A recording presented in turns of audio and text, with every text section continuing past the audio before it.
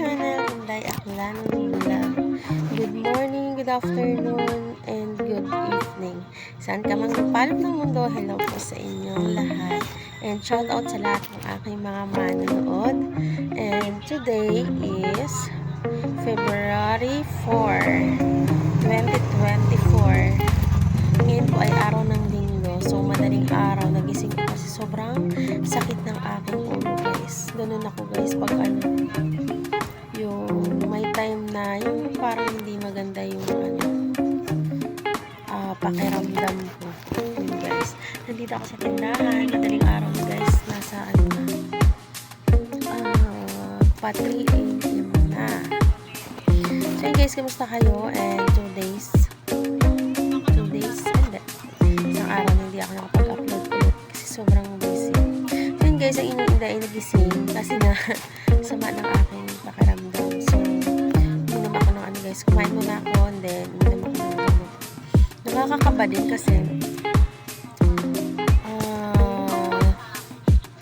umiinom talaga ako, guys, ng ayokong abutin ng migraine.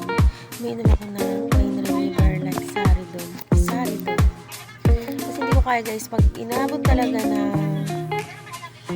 papabayaan yung aking sama ng pakiramdam, sakit ng ulo, ay talagang hindi na ako makatayo. Kasi gusto ko nakahiga lang. Ayoko ng liwanag, ayoko ng ingay, ayoko ng kahit anong palusos, guys. So, ayun, madaling araw.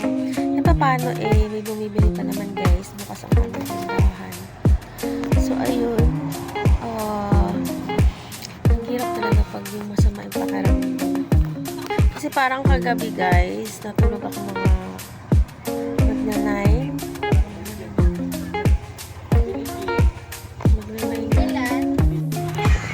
Ayun, guys, natulog ako na magna-9. Naputo lang, guys. Tulog ako na magna-9. Kasi hindi talaga maganda yung pakiramdam ko na kagabi. And then, nagising din ako ngayon, kanina. Sobrang sakit ng chat ko. Para akong nag-LB. So, ayun. Siguro, dahil nagkakaedad na, kaya gano'n na parang hindi na mawari yung mga pakiramdam. Natatakot din ako, guys, pag umiinom ng mga pain reliever. So, kung hindi ko naman kasi inuman, magtitis ako maghapon. Minsan, 3 araw talaga, guys. Hindi ko siya inuman ng pain reliever.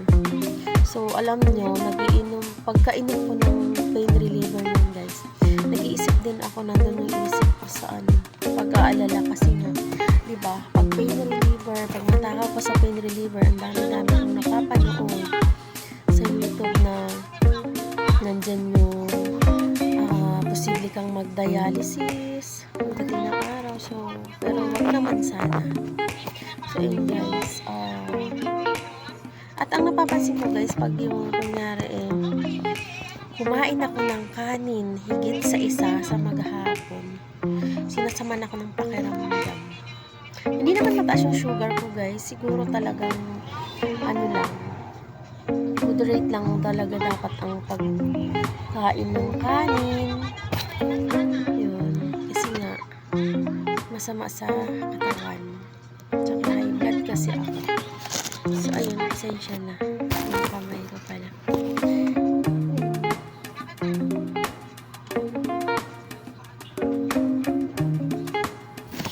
Hindi pa ako magsusuklay, guys. Ayun, guys, thankful pala ako kay napanood ko to yung pampakapal ng buhok. Pansin nyo, guys, yung buhok ko nung mga nakaraang ilang buwan, last year, nakaraang ilang buwan, sobrang nipis na ng buhok ko. Pero, nung napanood ko si Inday Kabkab, siya OFW ng Kuwait. Hindi ko sure kung sa Kuwait pa siya ngayon, guys. Hindi ko sigurado. Napanood ko lang sa kanya na daw yung nilalagay niya sa shampoo. Hinahalo niya yung isang sachet ng shampoo. Nilalagay ko sa bote na malaki. Yun. Diba, yun? Tatluhan. Yung ganito, guys, salsa.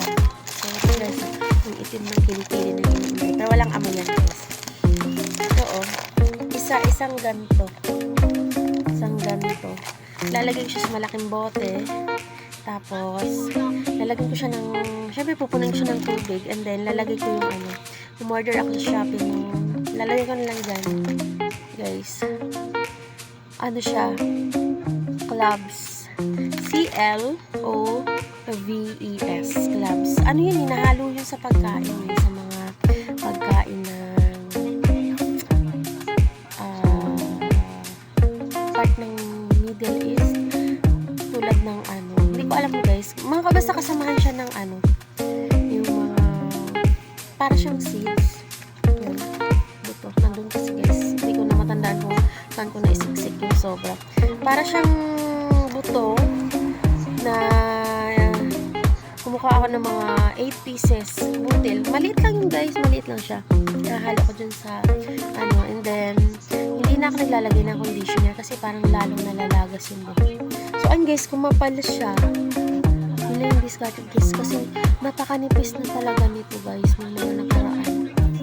Yun. Tapos pag may mga problema, yun, naglalagas talaga siya. Isang ganun ko lang guys, napakadami nang sumasama dati. Nanipis na yung buhok ko. So ayun, sa mga gustong kumapal ang buhok, order lang po kayo sa ano, sa Shopee. Order guys sa Shopee. Ayan. Cloves yun guys, sinahalo yun sa pagkain. Hindi ko alam kung anong klaseng pagkain. Basta panoorin nyo rin, search nyo sa YouTube. Inday Kapkap, mapanood nyo dun guys. Dun niya sinabi kung paano rin yung pag-ano. Basta ganun lang guys, ihalo siya siya. So ayun, papasalamat ako sa aking mga viewers.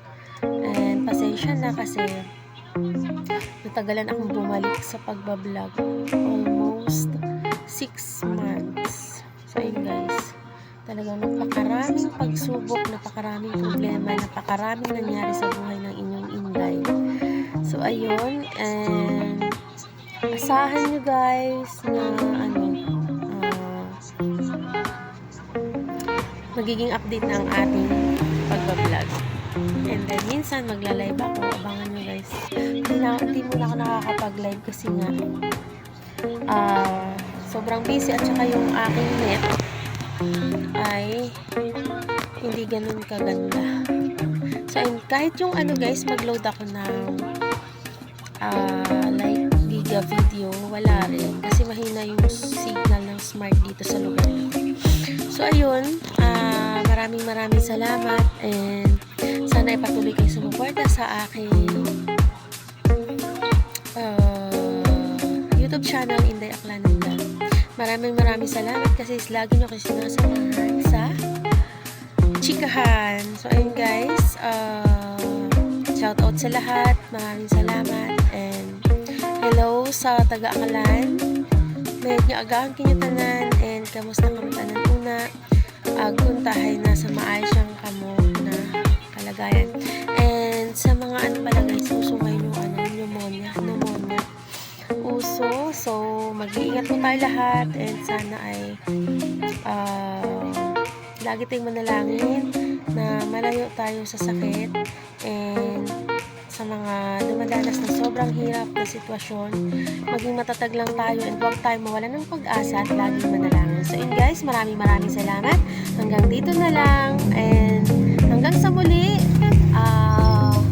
sa abangan ng aking next vlog. So ayun, maraming salamat. More power and God bless.